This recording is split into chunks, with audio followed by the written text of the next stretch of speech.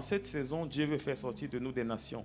Les messages que nous suivons depuis plusieurs semaines, plusieurs mois, c'est la vision, c'est la direction dans laquelle le Seigneur veut nous amener. Sortir de chacun de nous des nations. Pas les nations qui me plaisent ou qui me rendront visible, mais des nations au travers desquelles Dieu sera glorifié. L'une des clés par rapport à l'expansion, l'une des clés pour tenir face à l'adversité que l'Église primitive avait expérimenté, c'était les prières. Bien-aimé, dans cette saison, que ton confort ne te séduise pas, que ta stabilité ne te trompe pas. Nous devons tous nous lever pour prier. Je ne veux pas être un spectateur, je ne veux pas être un témoin, mais je veux être un acteur. La Bible nous dit dans Matthieu chapitre 16 et au verset 18, « Et moi je te dis que tu es Pierre, et que sur cette pierre je bâtirai mon église, et que les portes du séjour des morts ne prévaudront point contre elle. » Amen. Véritablement, en cette saison, bien-aimé, le Seigneur, alors qu'il veut préserver l'église, il veut protéger l'église, ta voix et la mienne comptent. Levons-nous dans la prière d'ensemble, parce que la prière d'association, la prière d'ensemble, la prière corporative, c'est une prière qui a une grande efficacité. Pourquoi insister sur la prière corporative? Dans le livre des Actes des Apôtres, on peut prendre une histoire qui nous ressort l'importance de la prière de l'Église. Actes au chapitre 12 et au verset 1, il est écrit « Vers le même temps, le roi Hérode se mit à maltraiter quelques membres de l'Église, et il fit mourir par l'épée Jacques, frère de Jean. » Au verset 3, il est écrit « Voyant que cela était agréable aux Juifs, il fit encore arrêter Pierre. C'était pendant les jours de pain sans levain. » La suite ou la fin était logique.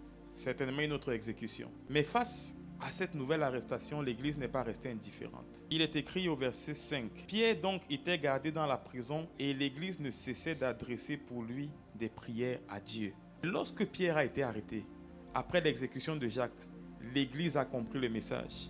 Il ne s'agissait pas d'une personne, mais il s'agissait d'un plan d'extermination générale. En réalité, il ne s'agit pas juste de la tête. Le diable a démarré une machine de destruction massive qui ne se limite pas juste à une localité, à un continent ou à un type de personne. C'est donc pourquoi il est important que chacun de nous se tienne dans la prière. Chacun de nous se lève dans la prière. Bien aimé, n'imaginons pas que ça concerne les autres. Ça concerne le pasteur, il a d'autres pasteurs à ses côtés pour prier pour lui. En fait, c'est une dynamique d'extermination qui, après même les leaders, influencera et impactera également le peuple. Lorsque la tête est frappée, le troupeau se disperse. L'ennemi est conscient que s'il atteint les têtes, s'il renverse les têtes, il aura déstabilisé le groupe, il aura déstabilisé les différents blocs et il pourrait également fragiliser l'église. Mais bien aimé, la puissance de la prière d'ensemble, la puissance de la prière collective, alors que nous viendrons tous ici à partir du 9, bien aimé, quels que soient les décrets que l'ennemi a relâchés contre cette nation, contre l'Afrique, contre l'Europe, contre les États-Unis, contre tous les continents, quel que soit le nombre d'escouades, de gardes, quelles que soient les dominations qui ont été relâchées, quels que soient les hôtels qui ont été érigés, bien aimé, venons tous ensemble